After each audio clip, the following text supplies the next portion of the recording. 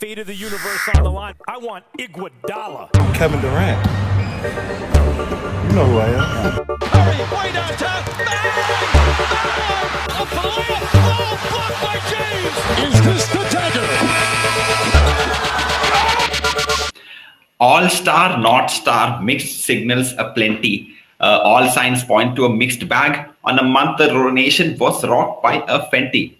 Episodes come and go, but relationships are forever. Sneezes come and go, but the NBA fever, no, never. This, that, and more to be discussed today on the #BallIsNBA podcast, your favorite NBA podcast in an Indian accent. Before we begin, as always, please like, share, subscribe to the channel wherever you are. And send money. Send money later. Okay, like that. This is a reshoot as last week. Technical difficulties grappled with us and caused us to lose out on an episode. This week in the NBA, the curse of the best team being unable to beat the worst team continued. Mavs shot themselves in the foot with a shooting display which could put Michael Kidd Gilchrist to shame. And everyone worth their name talked about how the All-Star Games should be scrapped this year. Speaking of bad ideas, I've got with me, as always, someone who wants to visit Bihar, much like Alexander. Someone who wants to short Google, much like Ponzi, and someone who wants to play defense, much like Lamar Stevens. My co-host, Vineet Devaya. Vineet, welcome back. And tell us how week 2 or 3 in Macedonia is going. It was good. I went to Serbia, which was fun, which is as similar as Macedonia, but it's a different country. So, yeah. So, is it Serbia where your favorite guy is from? Novak Djokovic? No, Jokic not Serbian, right? Is he? I don't know. Is he? I think he is. No. Who? Where's Jokic from? Why not? I think he is from, Croatia. No, not Croatia. Serbia. Yeah. Serbia. Oh my God. No. I feel bad now. I could have done some. It's your modern day Tim Duncan. Actually, modern day Tim Duncan is Steph Curry. Oh, we need to talk about this thing. Yes. Okay, we need, as you know, we definitely have a guest star with us. We do have a guest. Is he a guest or is he a regular? He is almost a host. He is that regular on the pod. I think he heard about Karan taking over as the first 3-time guy. So he's like, no, I need to also be one of the first 3-time people on this pod. Yes. And we appreciate such love for the pod. So I'll it's not competition to be, a guest on our pod. Absolutely. We feel the love. We can feel it inside. Okay. All right. On the eve of Valentine's Day, how apt that our guest tonight is one of the true lovers of this podcast. Him and I share the pseudonym of Basketball Babas, and him and Vineet are proud growers of the most unshaggy beards in Indian basketball scene. One of the unofficial best men/names I know. Please put your hands together and welcome the official Jonathan Rego. Hey, Jonathan Rego, welcome to the pod. I heard the intro and I was going to say that, well, technically speaking, I'm the best guest you guys have in an Indian accent. So, I love Karan. I love Karan, but all those tips to the US are giving him an accent, and I think that spot's mine, man. I think all of us have unique attributes. All of our 3-time guests, both of them. So politically correct. Ashwin is already a media personality. Ashwin, you will fit right into the current US government. Absolutely. We get into politics. No politics on this podcast, sadly, because both of there's no chance. There's no chance so much politics. Politics is like on the down low. We hint at it. We will never call it out. I think we guys have got so much more to discuss than politics. Leave the politics to the politicians. Absolutely. Or to our personal. It's good to see you guys, man. Good to be back, actually, and congratulations on all the success, man. I remember when you guys were just getting your feet off the ground, and I reached out to Vineet, and then Ashwin came to the office as well. That time I was busy with a bunch of other things, and to see you guys grow from to random guys recording some random stuff to actually now having this kind of platform Impressive. Still random, but yeah. Still random. Also, platform is not ours. Platform is airmeet.com. Shout out to Airmeet. Shout out to Airmeet, but that's modesty and that's your right. Absolutely. You have to be always modest. But congratulations on success, man, and good to be back.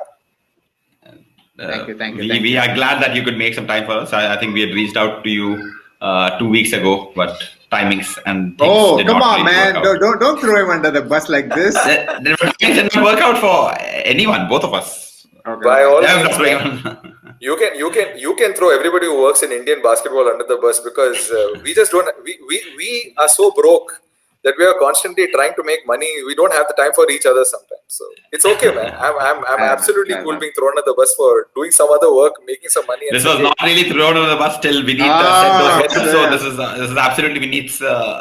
I had to earn money somewhere else so I could have the free time to do this podcast. Oh, shots fired! Shots fired! But good to be back, man. Good to be back. And how's life treating you? You're in Goa right now? Yeah, I'm in Goa, but not in the way most people think you live in Goa, right? Everybody, like that's the funny part. I've been in Goa now for the better part of 2 years, and every time I tell somebody I'm based in Goa, they're like, "Oh man, you must have a fantastic life." I said, "No, I don't live in the Goa that you live in when you come here for 1 week. I actually have to earn a living too."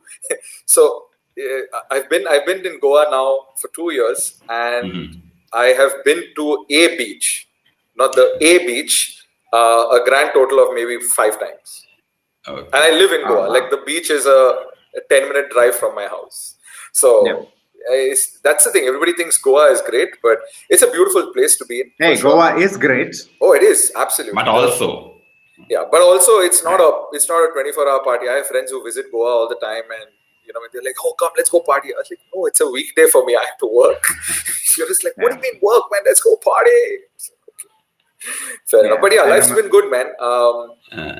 Pandemic was 2020 was actually an extremely good year for me. I'm blessed that way. So it's hard for me to relate to people who said that it was a tough year for them, and my heart goes out to them, but not in a bad way. I just can't empathize with it, and I do realize that it was a tough year for a lot of people. But fortunately for me, I mean, God's been great. 2020 was a fantastic year. I'm hoping 2021 is better than that. Oh. I cannot believe. I don't know how it's going to be better than that if 2020 was great for you, but we hope that it's the same. Like we hope 2020 maybe 2019 was really shitty for you. Let's put it that. Oh yes. 2019. I would say so it is relative to 2019 and 2018. 2020 was wow. So imagine how bad 2018 and 2019 was. The pandemic is like, this is the best year I have. Absolutely. It's like when you're starving and, a dish of Karela is like, wow, the best food ever made. Exactly, yeah. No offense to all the Karela lovers there. Just saying there, just to be political. I don't know. I think little bit political incorrectness is where I fuck Karela, man. I don't want the Karela Mandalam to come after me or something like that. We'll not tell them where you are in Goa. We'll just tell them North Goa somewhere. South Goa. Yeah. No, North South Goa. You are oh yes. Okay. Anyway, and Jojo, have you been following the NBA this year? Have you been? Because there's not much national basketball to follow. So. Yes,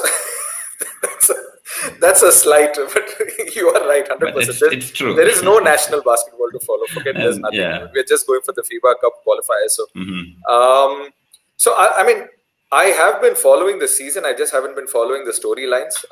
Like I said, 2020 was a great year in terms of work, and a lot of that has now spilled over to 2021. So work's been keeping me extremely busy, which is a good thing because it's good work. But it's tough because it's keeping me away from following storylines in the NBA. I obviously followed the season, but which is why I requested you to kind of share what we are talking about, so that at least I can just refresh my memory on what's the conversation around this stuff. So I have been following the season. And it's ironic because it's one of the hardest seasons to follow, right? There's so much happening and so much unpredictability. You have no clue what's going to happen tomorrow, quite literally. I mean, in the case of Kevin Durant, you have no clue what's going to happen next quarter, right? Yeah. So are you in? Are you out? Like, what is going on? Yeah, it's like what. You have COVID. Have you don't have Yeah. COVID? And then tweet from there saying "free me," so That was crazy. so it's so I've been following the season, but the storylines I refreshed myself over the last 48 hours that we spoke, and glad to carry on this chat with you guys. Yeah, and obviously you get most of your basketball stuff from Ball is Way, right? Oh, 100%. Obviously. Obviously. I mean, we see a huge spike in Goa every time, Yeah, is there a check coming in the mail? I was not supposed to say that. Okay, let me stop. Cut. Okay, since I don't know if you heard this, but Vineet had recently been to Serbia, and he forgot that Serbia's most important export. I mean, I guess Djokovic is the best one, but the second biggest export is his favorite, Nikola Jokic, and. We can't talk about Nikola Jokic and not talk about the MVP race, right? Which Correct. is the MVP race in the NBA this season. We've got LeBron James, we've got Jokic, we've got Embiid. Steph Curry, I feel, should be in that conversation. Okay. Then let's hear Jonathan Rego, your choices. Why isn't anybody talking about Steph Curry's season enough? I mean, see, there are two storylines with the Curry thing, and I'll come back to Jokic, right?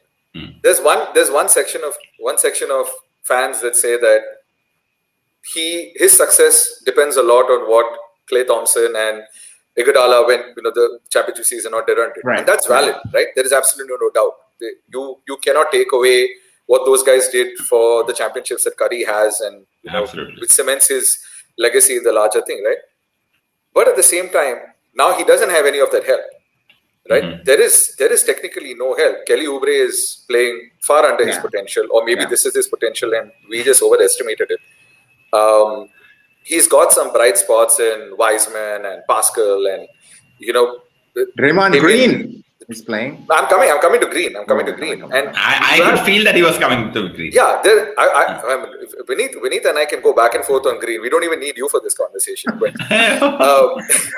But so there are some bright spots. Green has been spectacular in the month of February. I think somebody had put it up on Facebook, and I actually just went and researched. I didn't even know this was a fact, and then I realized Green's second in the NBA in assists for the month of February. With nearly 12 assists. He's behind Trae Young. And for the season, he is ahead of De'Aaron Fox and Malcolm Brogdon. He's number 7 or number 8 in the league, which is fantastic. And this is a guy who, yes, he's not the flashy scorer, and I don't think he intends to be. His problem is that he talks like he's one.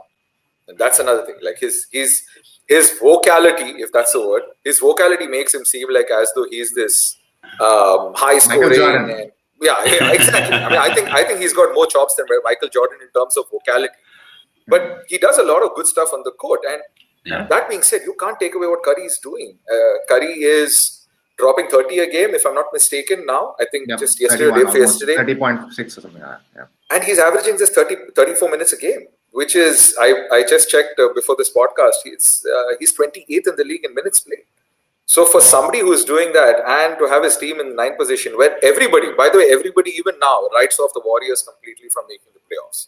And I can see their argument. I'm not here to make an argument for the playoffs, Warriors making the playoffs, because again, we don't know. With injuries are always an unreliable thing to make your predictions on, but COVID's made it 10 times worse. Mm-hmm. But if these guys sneak into the playoffs, say the 7th or 8th seed, I think he has a legit case, right?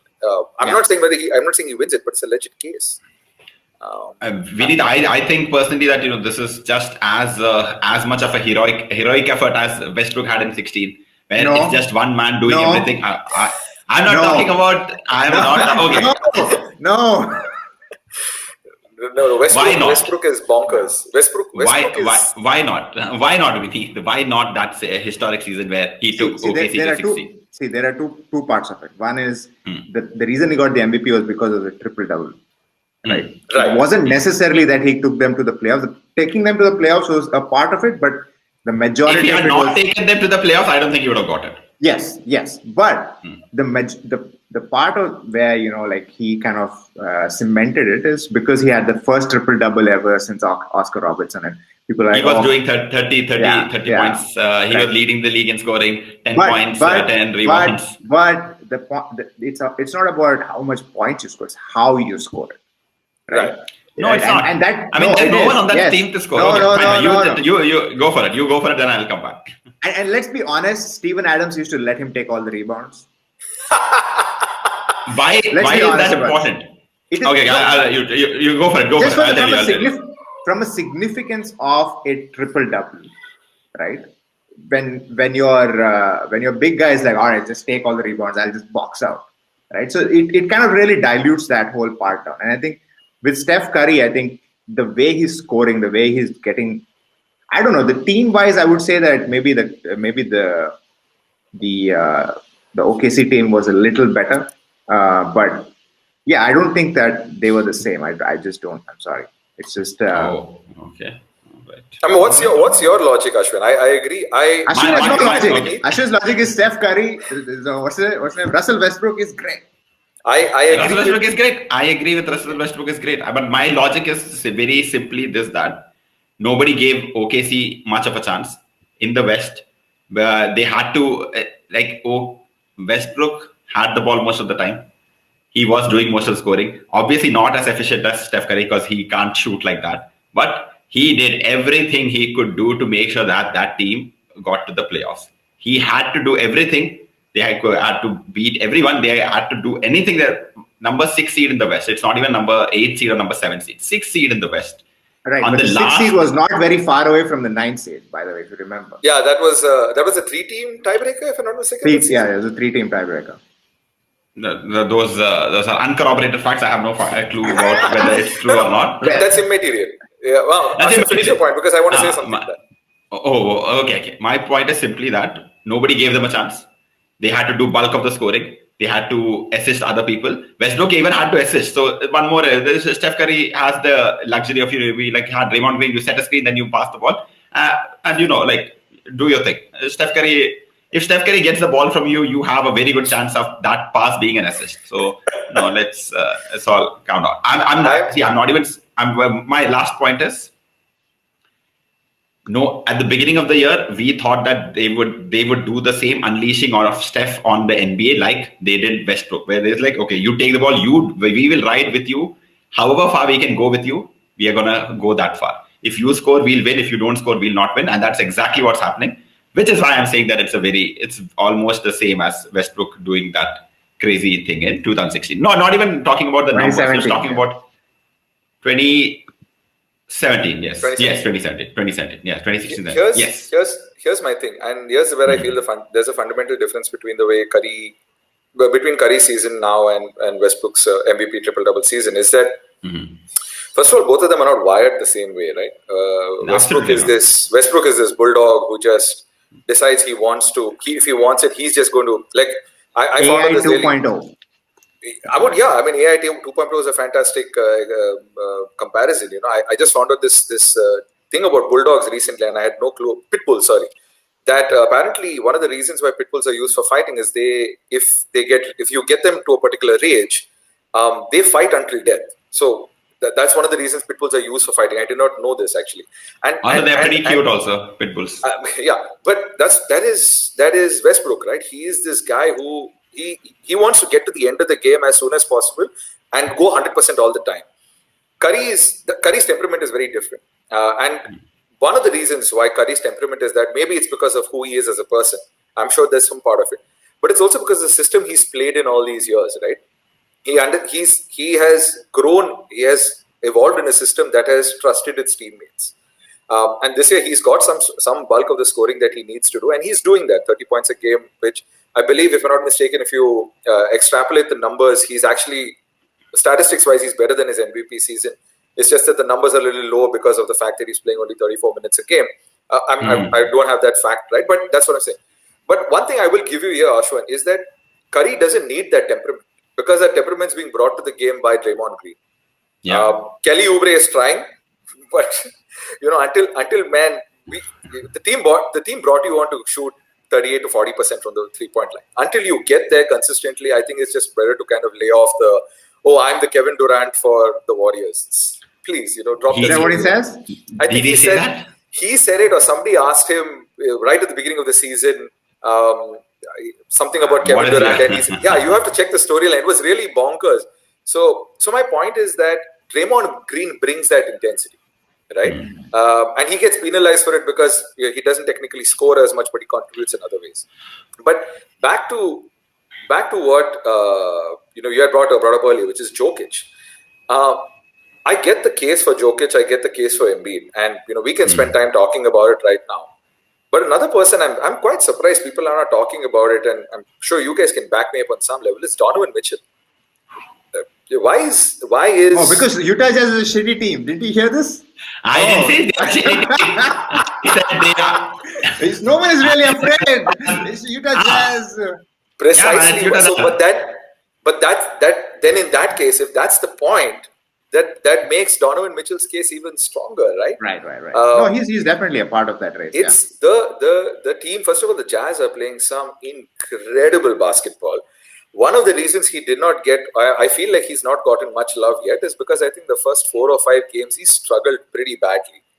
If I'm not mistaken, he was not even scoring 15 points a game. I think he was shooting 30% from the field. I can't remember these figures, but he was struggling mightily, which when you consider that they've played just 20 plus games, 4 games is a big chunk. 4 or 5 games is a big chunk. But since then, he has been really, really good. And he is the best player on the best team in the NBA. And maybe not neck and shoulders above, because he's, I think, dropping 25 a game. And the next 5 or 6 players on the Utah Jazz nobody is dropping more than 17, 18 points a game. But they're all consistent, though. It's very consistent. And I think the team is what is gelling. And that brings me to Jokic's MVP candidature, right? In addition to Jokic's individual stats, I think he's gone bonkers. My God, Yeah. I don't know what he did in the offseason. What is this? 50 points. Serbian food. I can see now why he's fat. Because in Serbia they eat like crazy. It's not even funny because the food is super cheap. I'm sorry to cut you off here, but I have to talk about this. So food, you can always cut me off for food, by the way. The food is super cheap, right? We were 4 people. We ate to death, and it was like $25, right? And the salad is like, literally like a huge chunk. It was. I don't blame Jokic anymore for being fat. I see. But then we have to give him more credit for losing weight. It's like Serbian food. Despite all that. So this whole Jokic being thin was such a big deal. Like, he's Serbian and thin. How is that even possible? Like his countrymen are like, hey, this is wrong. I don't know why. Yeah. That's not a Serbian accent also, but it probably is true. It's like a Kazaki. But the reason why he's getting this much love is because of his team playing the way he is, right? And the stats are great, but the team is gelling well.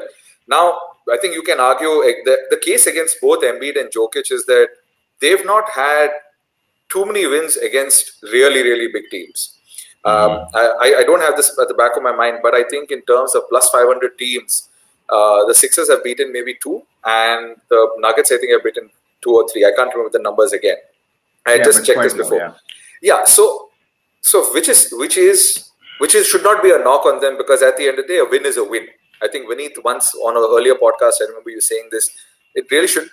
Yes, quality of wins matters, but at the end of the day, I think if you've got 50 wins, if 2 teams have got 50 wins at the end of the tiebreaker, they're not going to look at, what are the quality of opponents you beat. Yeah. There's a whole other math to it, right? It's purely about the numbers then.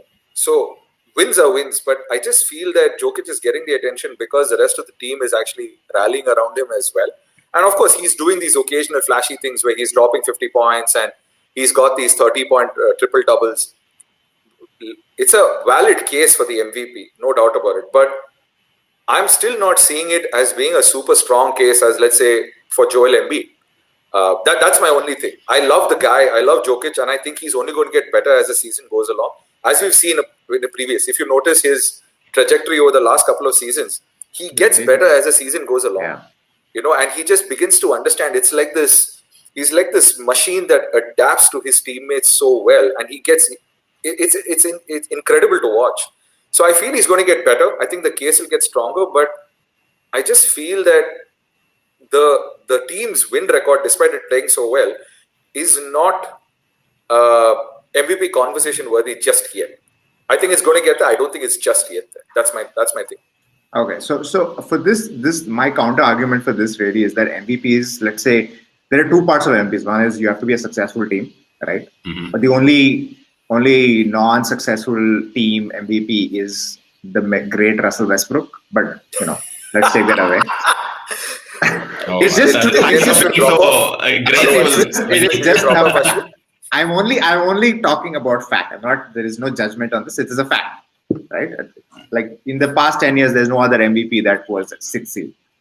That was a 6th seed, damn it. Okay. Yeah. So yes, I mean, I think the Nuggets are not winning against that's a good thing. But I also think that of the 3 or the 4 MVP candidates, other than Steph Curry, which is the Utah Jazz, LeBron, Joel Embiid, and what's his name? Donovan Mitchell, for example. Let's consider Donovan Mitchell for the Utah Jazz.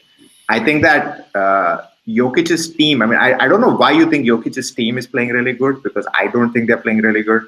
Their second player, Jamal Murray, is shitting bricks. What's his name? Michael Porter Jr. has not played half the season yet, and he's coming off the bench. I don't know why his coach is not playing him after they gave up Jeremy Grant and everybody to play Michael Porter Jr. I don't understand. The second best player on the Nuggets is an old Paul Millsap, right? So I don't buy. I mean, yes, they overachieved last year and they had this miraculous win against the Clippers, in that Jamal Murray played out of his mind against the Donovan Mitchell, the Utah Jazz series. But if you look at it right now, the rest of the team is really, really shit as compared to the other teams. The Utah Jazz team is really good. Everybody's consistent, and they have Mike Conley. People keep forgetting how amazing Mike Conley is, and Mike Conley has finally bought into the system, and he's bought into okay, I'm going to play now. I think maybe for the first 2 years he was like, fuck, I had this great thing in Memphis Grizzlies. Now I'm playing stupid people. Now he's kind of playing, getting in shape and doing his thing. And then you have, Joe Ingles, who's a team player, can give you 15-7 anytime. You have Bojan Bogdanovic,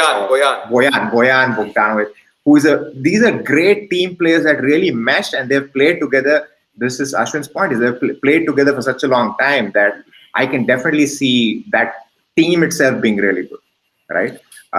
But from the Nuggets perspective, the rest of the team has played absolute trash, right? And so for them to be even winning at this consistent pace, and I think that's why I give him the most valuable player, because if you take him out, if you take Donovan Mitchell out, I think Utah Jazz still is, maybe a 4, 5, 6 seed. But if you take Jokic out of the Nuggets, I just think that they're going to not even make the playoffs, because they're just playing that bad.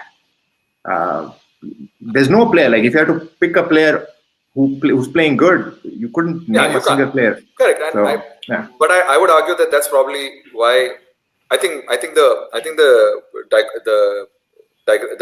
difference here is that I did not expect Jamal Murray to. I was one of the few people. I didn't put the prediction out, so I can't stand by my words. But I genuinely feel that what Jamal Murray was doing in the playoffs was not sustainable to the season. I don't. There was this feeling something happened to him. He went bonkers, and due credit to him. But maybe for me, because I had lower expectations of the Nuggets team, that for me I was like, that's why I think they're playing well. But I agree with you. On paper, in the Michael Porter should be playing more. There's no question about it. I think all three of us are on the page there.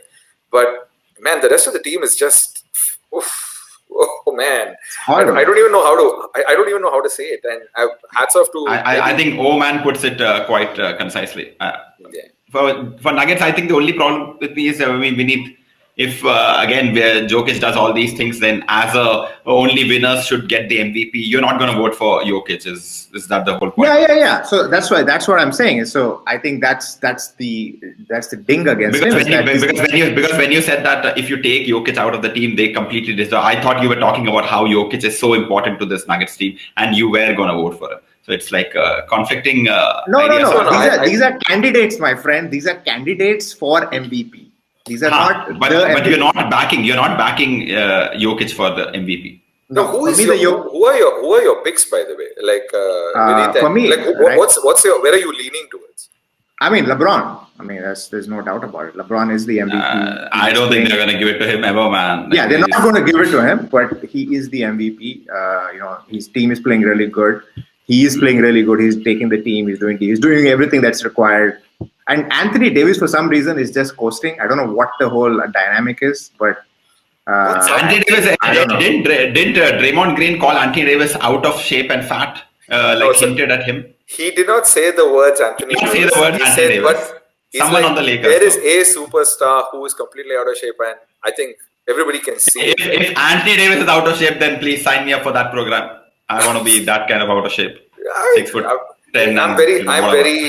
I think more than the MVP race, that's the thing that struck me. That, and this is not a storyline I followed, but yeah, I'm very disappointed in Anthony Davis as an NBA fan. The reason he joined LeBron and the reason LeBron brought him on board was because they wanted to win a championship, and they did it. Right now, you can argue whether it was a tough season or not a tough season, whatever those case may be, but they won a championship. Now, a chip changes your mindset. It should, right? It's either going to throw you right ahead and boost you, or it's going to throw you at the back. Like Riley had said, I think he said something called the disease of more or disease of me or something. He had coined this when the Lakers had happened, after the couple of championships, the Lakers had won. And I genuinely expected Anthony Davis to boost ahead. And absolutely. I don't know whether that is entirely his fault, whether we as fans should put some of that responsibility on LeBron's shoulder, because LeBron's been there, done that. He knows what it's like. So I'm as an NBA fan, I think Anthony Davis is one of my biggest disappointments. I was expecting him to come out of the gates and drop 30 a night, man. And that guy can.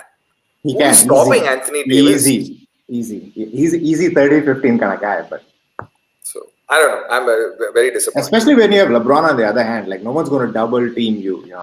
And you've got a team full of very solid professional players. Yeah, I think Dennis Schroeder was a fantastic signing for them. That was a big issue last year, that they didn't really have anybody to responsibly take the ball out of LeBron's hand. So LeBron had Rondo last year, but I think Schroeder is Rondo smart, plus he's like extreme instant offense. He's like a little Lou Williams, who's he's got more offense. Yeah.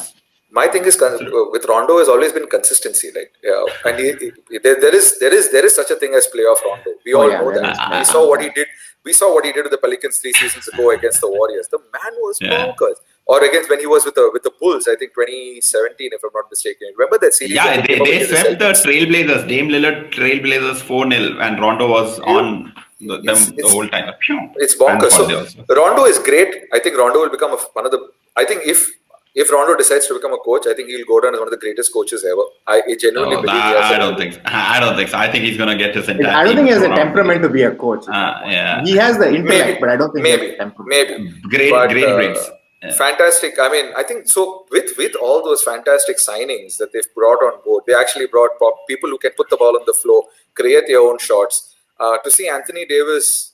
I don't know whether maybe Anthony Davis is saving himself for the playoffs where it all means something. That's the only thing that could be the case. But what Jonathan said is it's because it's sometimes it's sad to see, because Anthony Davis, he makes it seem so easy for him in the post and outside also, and then he's like, no, I don't want to do.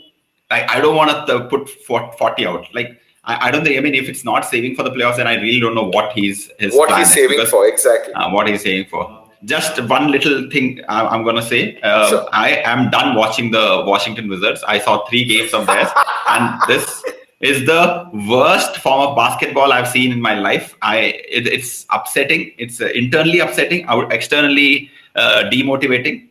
What do you not like about what the Washington Wizards are doing? That they're given absolutely no effort, man. There is literally no effort that they give. I was watching the game against the Hornets one day, and then I don't even want to recall.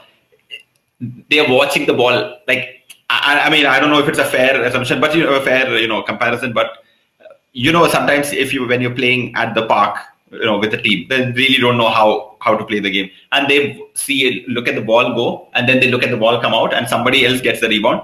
All 5 Washington Wizards are like, okay, miss. No, absolutely no defensive rebounding, absolutely no defense. Though, but that's fine. That's a little bit of today's NBA thing, but such little effort, man. It is so sad. Well, Ashwin, guess what? You're not alone in that boat. Do you know another person who's tired of watching the Wizards play? Bradley Beal. Oh, Bradley Beal. Oh, I was like, you're watching the Wizards? we know some. Okay, Bradley Beal, reach out to us. We will rescue you. You can play in Thane. No, but see, Jonathan, this is what I've been debating here. I think in all the podcasts, I don't think that Bradley Beal is that great a player. He's a good scorer, but I mean, good, like great players, like however shitty your team is, they are able to rally them to some amount of wins. Like how much have Wizards won? 3, 4 games? I think five games. I think there are 4 games. It doesn't matter. I was all fluke. I'm pretty sure, but 2 of it was fluke. The ones against the Brooklyn thing. Against the Nets. 2 of those are fluke. So you take those out. So I just there's something about Bradley Beal that I am not convinced. I think you cannot outperform a horrible coach. You cannot do that Scotty Brooks thing without having Durant in it. Dude, LeBron. So. I know LeBron, like getting LeBron into everything is a ridiculous thing because LeBron is. Yes, you please stop doing that then. Yes, one of the greats. So, is it like? Are you saying that it's like? Okay, let's say Chris Paul. Let's say Chris Paul. Chris Paul is not a top 10 player of all time, but Chris Paul had an absolute trash team in New Orleans, and he used to still take them consistently into the playoffs very, very well. And his team, his coach is also Monty Williams. Who the fuck? Monty Williams. Monty Williams is a Suns coach now. Nice but when he was there. My thing with Bradley Beal is I have a feeling because so many people have been talking about how talented a scorer he is and what a bad situation he's continuously had in the Wizards. The storyline is now in his favor, right? He is almost so overrated. He's underrated. I think there's something like that. So the issue is that people are constantly talking about how bad a situation is. Oh, look at this guy who can drop. I mean, I think he's dropped 50 already this season, right? Yeah, in a loss. Yeah, but he's like, here's a guy who can score. He can easily drop 30 a night. He's an incredible player. He's an incredibly sound basketball player. I think he can easily be the second best player on a championship team. I feel that. I genuinely do. The problem is that he's never been in that situation. He's never won anything meaningful. And people have been talking about him being in a bad situation for so long that, he's now gone into this conversation of, oh my God, if he goes into another team, he'll turn the fortunes around. I'm with you here, Vinny. I don't think he's a great player, but I think he is definitely a player that can be a second or third best player on a championship team. Legend. He's a legit scorer. He can put the ball in the bucket, and like Kyrie, like Uncle Drew clearly said, it's like the game's about buckets, and he can get buckets. The problem is he's not until he moves from that situation. Nobody's ever going to know, and that's when the conversation will self-correct itself, right? When Bradley Beal actually moves to a situation where he has to do something meaningful. Everything he does, every basket he scores now is pointless. And it has been pointless for the better part of 5-6 years that he's played with the Wizards. I'm sorry, longer. Not really. I mean, I think 2017 they made the Eastern Conference semifinals. My point is that they won one series with Paul Pierce as their main guy. That's it. Yeah. Okay, so 2017 being 2017, we've had 4 seasons after that. So where is the meaning in what he's doing? And let's face it, right? Young men need purpose in their life. It's a fact, and the fact that he doesn't feel that there is a purpose to his busting his ass every night. You can see it in his body language. There was a GIF I think floating around where, like Ashwin said, the play is in motion. He is wide open. The ball, first of all, doesn't come to him. That says volumes about the offensive possession that was going on. But he's not bothered. And Bradley Beal doesn't come across as a bad guy to me at all. Like, I think we can all agree on that. Like he feels like a guy who genuinely cares and loves the game. But the situation is just so horrific for him. I think once he gets out of there, goes on to a championship. But he signed a big ass contract, man. He said, "I want money. I don't want to win." But this is the thing. No. So this is where I agree with everything that you're saying. But still, 4 wins.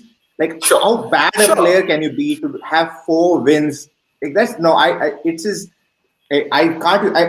can't even think of that. Sure. No, it's a valid point. And I'm going to get D Rose into this picture because D. It was 6 wins. Okay, I just checked 6 wins minus the 2 from the Chicago Bulls, right? The Chicago Bulls when D Rose got in as the first round pick. You look at the rest of the team, it was trash, absolute trash. right? And he took them to becoming a contender, like got an MVP. So I just don't, obviously, so you're right that he's like the best. How about I give you one more example of the amazingly, the great, no, it's a sarcastic example, about the great Atlanta Hawks, who were the number one seed over no, not Trae Young, Al Horford, Paul Millsap, Dennis Schroeder. What a team that was, man. Very dominant team, but man, they ran to the Cavs. And LeBron. And what happened? LeBron's like, I don't want to be first seed. You guys take first seed. You guys do team basketball, do all that thing. That's fine. That's the same thing. No, there's nothing wrong in that. It's the same thing that D Rose also did that time. That's what you're saying. No, but D Rose had a shitty team. This team is also pretty shitty. Okay, Paul Millsap and Al Horford, Paul Millsap, Kyle Korver. Al Horford, Paul Millsap, Kyle Korver. I think if Ashwin, you're giving too less credit to the Hawks. No, I'm saying that this is the same thing. This is the same thing which happens in the East. One team suddenly will be like, oh, we'll do something. And then in the end, they get swept by LeBron James. I'll tell you, the Hawks may be a bad example. The Raptors are a good example. Which Raptors? The Kawhi Raptors? No, man. Kawhi Raptors existed only one. The Mr. DeMar DeRozan. DeMar DeRozan Raptors. What did they do? That was a shitty team that kept winning. Yeah, that's fine. If you take that example, okay. But again, all these teams, all these examples. Let's just talk about the regular season, right? Because let's keep the MVP race in the regular season, not spill it over into what happened eventually. Because then in that case, LeBron should have like some 10 MVPs right now. Deservedly so.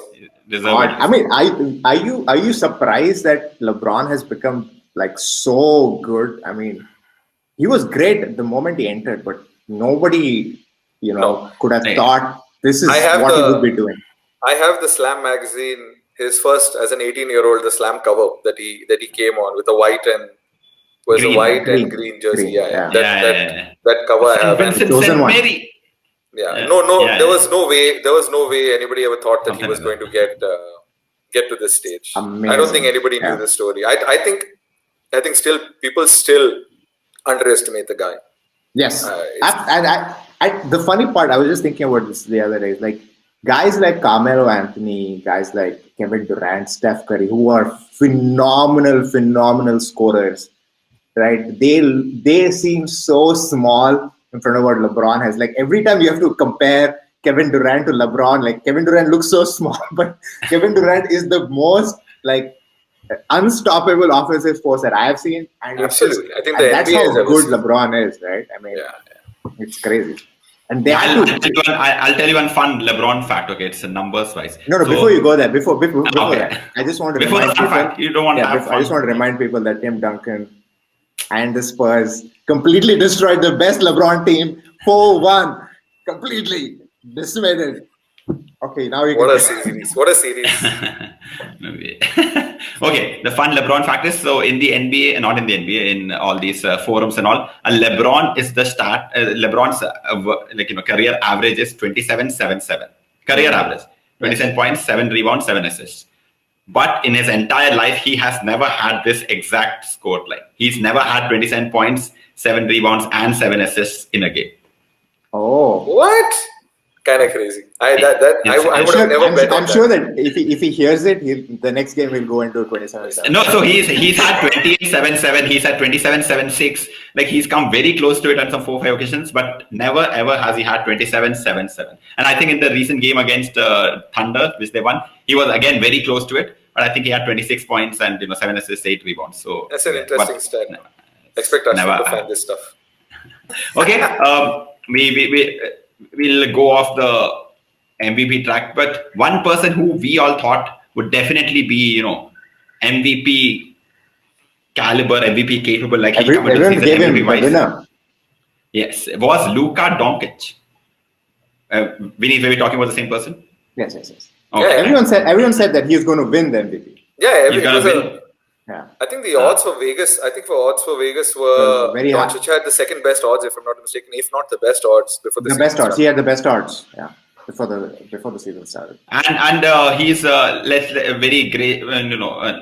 He's had a pretty shitty season because when the expectations are so high and we sort of like, because last year he did much better than his rookie season, and we were like, okay, this guy is now going to be the next LeBron. He can get a rebound with the best people. He can assist out of his head. He can shoot the ball out of the gym, and balls of steel. Oh yeah, those also balls of steel. Every single thing has been down for him this year. The team is also not doing that great, which I think is more disappointing than Luka by himself, not having great numbers. Vinny is a huge fan of Luka since he came into the league. Jonathan, what are your feels about Luka Doncic not being as great? Because I think Anthony Davis and him would be probably, the top two disappointments of the season, apart from having to watch Wizards games. My response to anybody who thinks Luka Doncic is not that great is he's fucking 21. Can I curse on this? Yes. We have allowed this is in season 4 we curse. He's 20. He's 21. He's 21.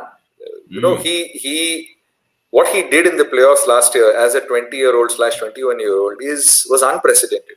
There is no coming back. LeBron. Tim Duncan. Tim Duncan was in college for 4 years. Tim Duncan. Give all due credit to LeBron and Tim Duncan. Let's also remember that LeBron did it in the East, right? I don't understand why these people so conveniently sweep LeBron's. LeBron is a freaking legend. There is no doubt about it. Anybody who says anything otherwise is stupid. Borderline stupid. Not borderline, is stupid. He's stupid. No borders. Yeah, no borders. No borders. Throw him into the stupid category. Yeah, no politics. But to do that in the West, which was loaded, is unprecedented in my opinion, right? So he's 21. I think he's not having a great season, but he's not having a shitty season either.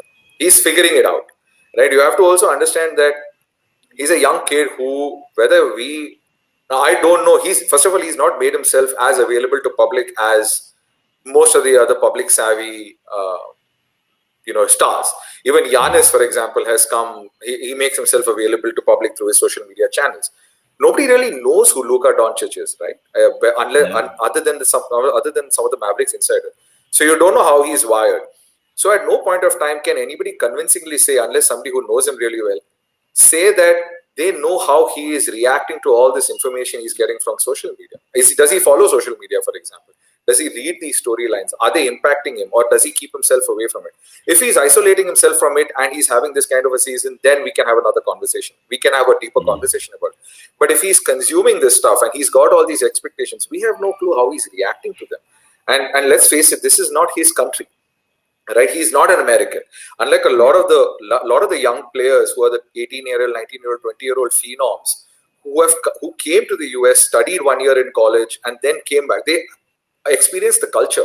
Think about some of, I think one of the examples that comes to my head is the guy who got drafted by the Detroit Pistons. I forget his name. Darko Milicic. I mean, he was an 18-year-old phenomenon in Europe, and he came here and he completely disintegrated. Ricky Rubio, another example. As a 16-year-old, he went toe-to-toe with Jason Kidd in the Olympic finals. Yeah. Right? And he came to the league at 17, 18, and he's not had a great career.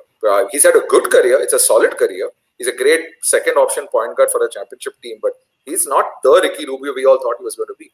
So I think the flack that in general people are giving Luka Doncic for the way this season is going is unfair. He's not having a great season, which can be chalked up to adjustments that people are making to him. Let's not forget that. I think you guys only spoke about it in one of your podcasts. And it's like how it was.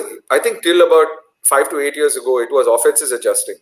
Now defenses adjust much better, right? And because it's become this 3 and layups kind of game, people adjust better. And let's not give due credit to the defenses that are playing Luka Doncic. They know that, and that's going to bring me to my next point.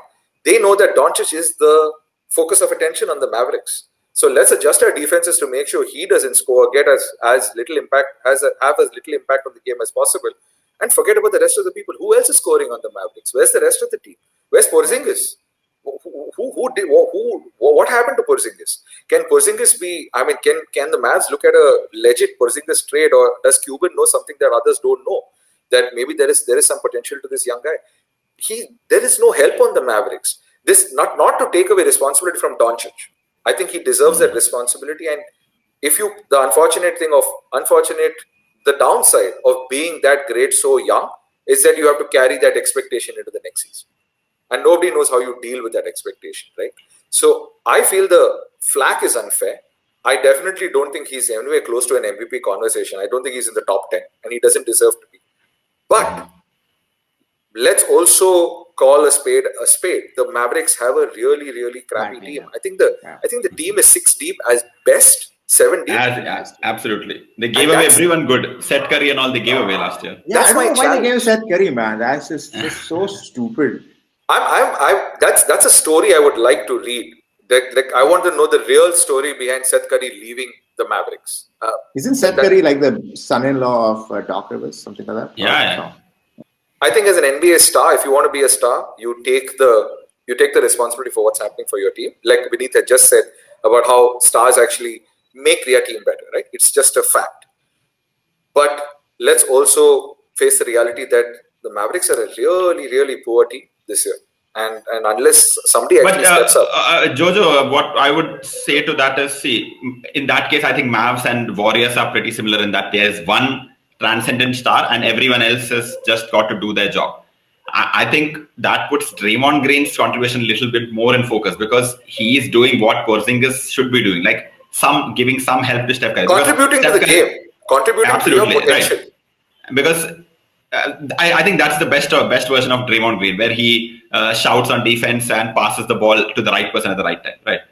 But because Steph Curry is also one of those people who defenses have been seeing for 5 years, they know exactly what's going to happen in a Steph Curry set. Like he's going to go fake as if he's not going to go somewhere, then come off of 2 screens.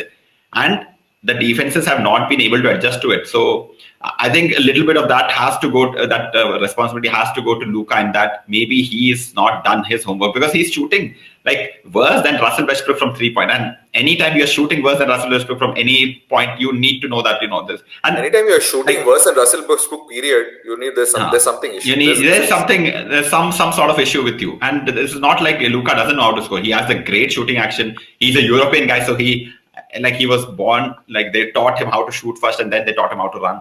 And somewhere, I mean, one thing that I noticed was, when Luka first came into the league, he was, like clean. There was no tattoos on his arm and all. Now he's all covered in tattoos. He's become a different he's Americanized. Oh, the Indian uncle is here. The Indian uncle. Oh, look at all the tattoos he's got. I should not be wearing this t-shirt, man. This is just invalidating all my points. But anyway, I think, I don't know, it is possible that, he has forgotten all the great European things that made him great. Like he said that, it's easier to score in the NBA, and especially compared to, your foreign leagues, your Eurobasket, where they have zone, there's that guy always under the basket. So it's not like you can always go for a layup. And he killed it as a teenager. 16-year-old, he was killing it in that system. So somewhere something has gone wrong. And I'm not saying that, see, obviously we say the same thing about Giannis because our job is to talk. It's not like we have to go and score any baskets. Giannis, every year we say the same thing about Giannis, that he's become a liability and he drops 47 points, but we talk about one missed jumper at the end. But again, with Giannis also, our major issue is that he has not learned how to have a reliable 16-foot jumper, which he can, pull out at some time. Maybe it's because his fingers are too long, whatever it is. Like we've not seen any difference from Giannis 2 years ago to now. He still struggles. And this year he's struggling more at the free throw line also. So all our feedback to Luka is only on that. Like next year, if he does great, we are going to say that, oh my God, we always believed in him. But this year he's absolutely sucking balls. And somewhere I agree that Mavs are absolutely horrible. And absolutely, I think Kristaps Porzingis is probably the happiest guy because everyone has forgotten that he was an all-star. He was supposed to be the unicorn, the next Kevin Durant. Exactly. That's the only reason that they signed him. And he's as absent as certain music at stadiums, but we'll not go there. Anyway. But listen, the thing is, I want to talk about the age thing, right? So I was looking at certain ages of certain greats. Oh, okay. So I was great at 15, and I just wanted to put that out. After that, it's been downhill. I think the reason why I'm saying this because Jojo said that he's 21 and we need to cut him slack, and we should cut him slack because he is still very, very young. But in the Mavs itself, there was this foreign-born German player who came, who had never played. Like he had never even played in the German, whatever, the Euro leagues. He was he played in the German second league. And we need to have one of those bells for when you mention one of those. No, and he came in as a 20-year-old, and by age 21, 22, he was taking the Mavs to the playoffs and getting killed by another 21-year-old Tim Duncan, right? And you know who was not being useful? Kobe Bryant. Kobe Bryant. Oh, how did I guess that? If Nakul Yadav is watching, he's going to throw something at the screen right now. just spitting facts here. So keeping that in context, I do agree that he's really young, but there is precedent of greats. I don't agree with this young part. I'll tell you why, because he's been playing basketball since he's 16. Yes. And he's been playing with grown-ass men. Yes. So exactly. So he's been playing since 15, right. 16 now. But we have to agree that his team is shit. But they just won 4 games in a row. So, maybe he's just adjusting.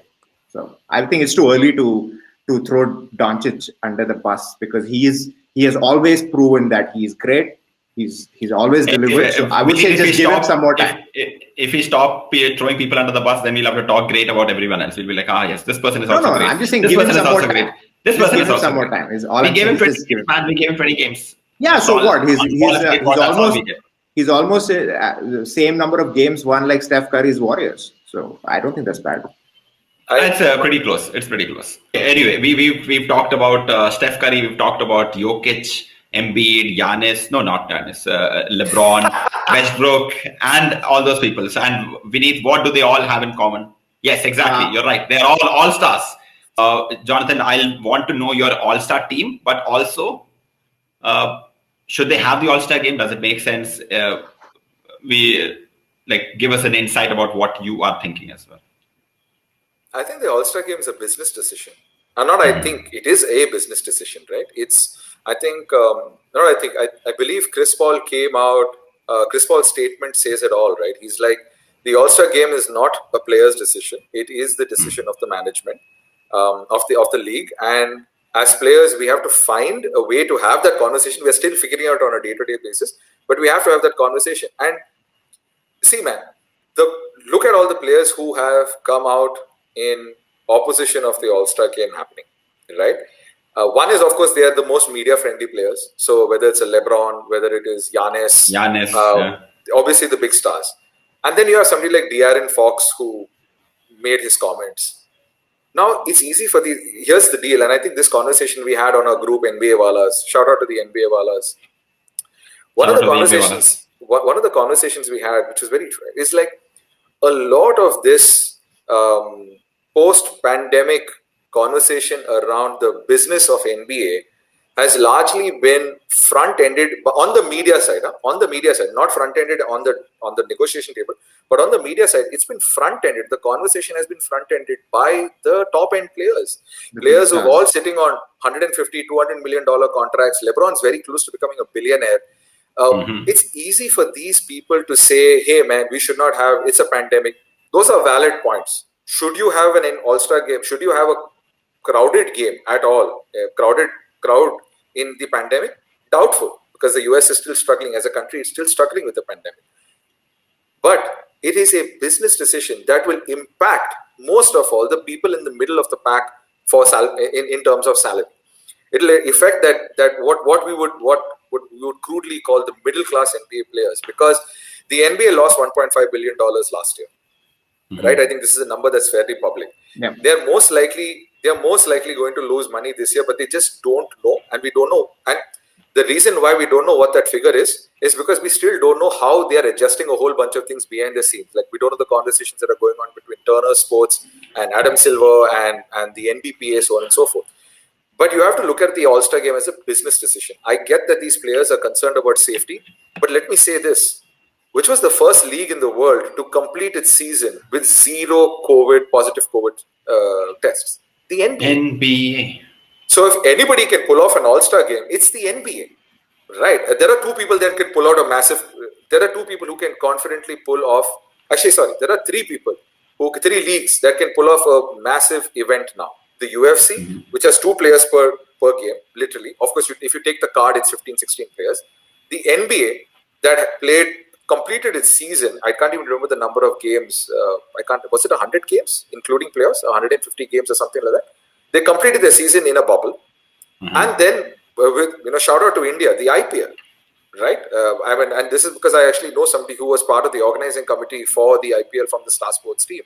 And he was just giving me 5%, like a summary of the arrangements that they made to create a bubble. And it blew my mind. Like I had my brains falling out of my ears because it was so complex. Just 5 minutes. There's apparently a massive documentary coming out about it. So I was like, if there is a league that you can trust to run this game without any issues, it's the NBA. You bet on the NBA for doing that. It's a business decision. I feel the All-Star game should happen, but it needs to happen under the strictest medical protocols. And from watching the NBA bubble last season, I don't think anybody is more anal about stricter protocols than the NBA. Like, you could mess to some extent with David Stern because you could have a conversation with him. People underestimate what a badass Adam Silver is. You don't fuck with Adam Silver. So I think the All-Star game should happen. I think it should happen under closer medical protocols. Where I feel my opinion differs from some of the players is that clause in the contract, the NBPA, the CBA, I think it's a CBA, which talks about their mandatory participation, right? Because that is where we are in unique times, and much of the CBA, you have to overlook, or you have to re-look at every contract that is signed. If you're not re-looking at contracts anyway, you are an asshole, right? So I think that clause should be re-looked at, because I believe if you don't attend it and you are actually not injured, then you stand to face a fine. Maybe they face some repercussion, maybe, but I don't think it's right to fine them, because it is their choice. If they feel, and it's not just about the player, right? It's about the player's family safety. So a player may say no, but he or she, especially under the circumstances of the pandemic, should not be penalized because he or she is making a personal decision, right? And then one last thing I'll say is, I'm in agreement with LeBron on the whole exhaustion bit, right? Because the last season went on longer than expected. This season started way quicker than we expected. And they were really looking forward to that 5-day break, right? So that I agree with Mr. James. But then again, which brings me back to my earlier point, if somebody wants to take that 5 just for this season and until you have the pandemic in control, it's possible. We can do a one-off. The NBA, if you look at the history of the NBA, there have been multiple cases where they have done things one-off, right? Like let's not. Don't bring back Westbrook into this. No, not Westbrook, but the legendary Chris Paul trade. The legendary Chris Paul trade was a one-off, right? Everybody's talking about it, but nobody. So my point is, if we can do this as a one-off, where you have the All-Star game, give a choice to the players to perform, and if they don't want to, make adjustments to it accordingly. The challenge there is that if all the All-Stars decide to sit out, then is it even a sponsor's event then? Right? Because sponsors are going to put money in the All-Star because there is a LeBron or a Curry or a Giannis going to be there. But if all the LeBron, Currys or Giannis are not going to be there, and you just have a bunch of, say, not A+ players, but A players or B+ players, then is it even a worthy event? I still think it is.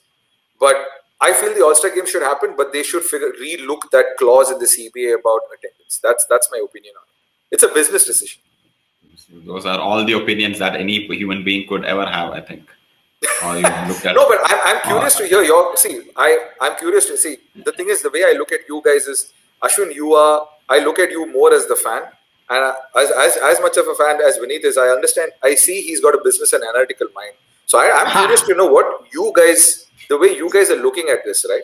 Like what is your opinion? For me, it's very simple, right? This is not the same bubble that we were in last year. The players are not isolated; they are out in the world. So then you have to understand that. I mean, how many events are there this time? Do you really want? I agree with that. I mean, I'd never thought about the CBA sort of thing. Like, if they're getting penalized, it's unfair because these are not the same terms in which they signed the CBA in 2011. Absolutely right, 100%. They have to have some sort of justification for that.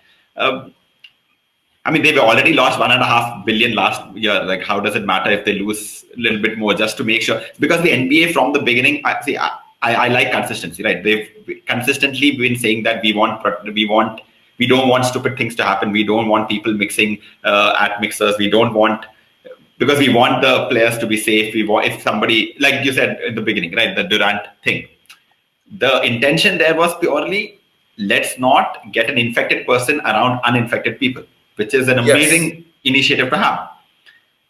But then one part of that is also to not have unnecessary crowds. Like the reason we're not letting fans in the stadiums is for the same reason. The reason we are doing all these mandatory checks, everything is for one reason. And then suddenly you're like, okay, now everybody come together for this thing. It doesn't make sense to me. That's it. As a fan, the All-Star game last year, it happened after Kobe's death, and then they had played a really great match. So we are sort of mostly looking only for that, right? And the slam dunk competition. Right. We are living in a little bit of a, like a paranoid time. So I'm kind of okay with, even if they don't have the All-Star game, I'm as a fan, I'm okay with it, because I want to get to the real games, the ones where I'm not even sure if they'll be, that interested in. I'm really not sure, but I'm kind of, as a fan, I'm okay with them not having the All-Star game this year. Of course, before you say something, I want to respond to something that Ashwin says, not as a response, but so I don't know where it is. I think the Athletic got access to, and maybe it's public information now, but apparently there is even a 3 or 4 day protocol to be followed before the All-Star game, and there are a lot of the events are not happening around the All-Star game. They're not even sure at this. They're not even sure at this point of time if they're going to allow audiences, spectators. That's because I think the Atlanta Hawks, where right now it's technically supposed to be happening in Atlanta, but there's no information still. I think the Hawks are allowing up to 1,000 fans per game right now. So they're not sure whether they're not sure if they're going to allow spectators. And testing has gotten super crazy right now, right? In the sense, it's gotten as specific as possible. You have overnight tests. It's been all tested. We have evolved. The science behind COVID testing has evolved. So if they can and you're right, in this case, all the players are not in a bubble. They're all going to come from different cities. But I believe the format that they are following, if they're going to go through the All-Star, is to bring all the players first, the way they started the previous bubble, which is to isolate them, test them, and then execute the event. Is what I believe is the fall. I'll kind of send it to you guys. I put it on the NBA Wallah's group. I'd seen it on the Athletic, so I'll take a screenshot and send it to you guys. But Vineet, your thoughts? Yeah, I mean, I think the thoughts are similar. I think that nobody reads the fine print. So when it's always, emotions get the best of people. Correct. Everybody thinks that, All-Star game will kill people, and it's just too much of like just emotions riding. And you're right that if there's any league that can execute a decent game of basketball, I think, or any sport, is probably the NBA. And I did read some stuff about it, and I think they will follow all the protocols. I feel like LeBron's been kind of bitchy about it. He's probably like gotten the most out of the sport, and I think he could have handled it in a much better way than saying this is a slap on our face. I mean, I think that's just him trying to get like some kind of emotion. I don't know. I don't think that was all the responses that LeBron has given. I just think that was probably the worst response he could have given to something that he clearly knows is a business decision. And he has been on the better end of all these business decisions, where he has gotten whatever contract he wants at whatever price he wants to do whatever the fuck he wants. So I just think that it's just a spoil of riches for him. And for the rest, I think most of the people that will get to go in the All-Star game all are fucking millionaires. So it doesn't even matter to these guys, right? Whether they play, if they don't play, they get fined. It doesn't matter to them. Right. They already have these contracts, and so even this argument that people have that there are some, like you said, like middle class All-Star players. It really doesn't affect them because they are not even going to get into the All-Star, so it doesn't matter to them. No, so my response there is it's not about the money that the All-Star makes is going to directly affect them. The money that the All-Star will make basis basis having the All-Star versus not having the All-Star is going to affect BRI, basketball-related income, which will then affect the end of season cut that they get from the basketball-related income, right? They get 51% of the basketball-related income. So any impact on the sponsorship that will happen with what is called BRI, and this is something we don't know, right? We don't know how Adam Silver is going to play that game with the people that are paying the NBA, and in this case, particularly Turner. Right, Turner is the big baby here, right? Which is the 24 billion contract for the TV rights. So now the whole conversation is that if we don't have the All-Star game, like one of the things I read, which was very interesting, said if we don't have the All-Star game, then we'll probably the NBA might compensate Turner by having more nationally televised games, right? But then that will impact the regional contracts that they have, because the regional contracts have exclusive games. That's why you don't see certain games on national TV in the US. And national TV in this case is Turner, ESPN, that kind of stuff. So, so that's where it impacts the middle class. I do agree that they are millionaires. Maybe a lot of them don't need the money. But I also feel like, and this is where you and I are on the same page, I feel that for somebody at the level of LeBron to say what he did, and I think I'm done with LeBron's stupid answers to the NBA, right? Seriously. Because there are multiple. This is not the first time he's done it. He's done it multiple times before. I think he even did it at the start of the pandemic, if I'm not mistaken, where he said, if there are no fans in the arena, I'm not going to fucking play. And you remember that stuff. And and he's done this historically in his career. Now, one side, there's one group of people that say this is LeBron playing the media, which is possible. Let's give him benefit of the doubt. Maybe he is that freaking smart and has that kind of an IQ where he's like, if I'm going to give you the PC version of things, then maybe nobody's going to bother. If I say something as as provocative as slap in the face, and especially with racism being such a big deal in the US, it's like, oh, you're going to slap a black man's face, and it riles people up. Like you just said initially, it's emotion, right? Yeah. So, but if he said it out of this is what he truly feels, and that's a stupid answer, and LeBron should know better. So I just feel that the conversation should go more towards people who have more to lose. LeBron losing LeBron using 1 million versus LeBron who makes 40 million a year, LeBron's losing 1 million versus somebody who makes 5 million a year losing 1 million is a massive difference. So I think the problem is media is not going to cover the opinion of somebody who's earning 5 million, because he is a player who's going to shut up and wants to earn his money. He wants to feed his family, and whatever the reason his reasons might be. Media is always going to follow the big storyline. So I just feel that this is it's blown out of proportion. I genuinely do. There are sports events are happening all over the world, absolutely successfully within bubbles. So nobody can categorically look me in the eye and tell me that, Jonathan, this is not possible. That's a stupid statement.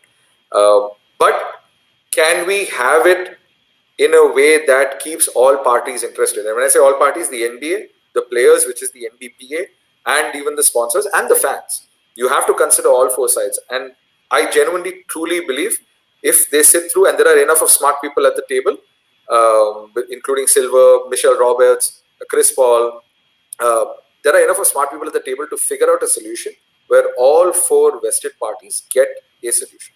It's impossible that we don't have. I think Vineet and I were talking about this just before this podcast, that as a human race, we have this ability to find solutions when you're backed into the corner. And this is a backed into the corner situation, right? Can we have the All-Star game or not? Because it's going to impact finances. Can we find a solution? And I think we can. I think they should ask the guys who get paid a lot to say, okay, whatever we lose in TV rights, you guys give back in salary. Yeah. And then see who doesn't play the All-Star game. There is a solution, obviously. There is a solution. This is what Ball Bay does. We give innovative solutions to problems that we didn't know we had. And that's... we will stop our basketball talk for a while. And Jojo, can you give us a little insight, if you can? I don't know if your work is covered by a lot of NDAs, but what exactly are you working on right now? Is that possible for you to? Sure, man. So I'm actually doing two things right now. I'm actually working with a company called Sportjo.com. And if you've got people who are viewing, who are interested in, what Sportjo.com is very interestingly doing is it's streamlining the process of hiring in the sports industry in India. I think mostly now, if you want to get a job in the sports industry in India, there's only one way, which is you know somebody. Start a podcast? That's definitely one way. I tell actually, absolutely.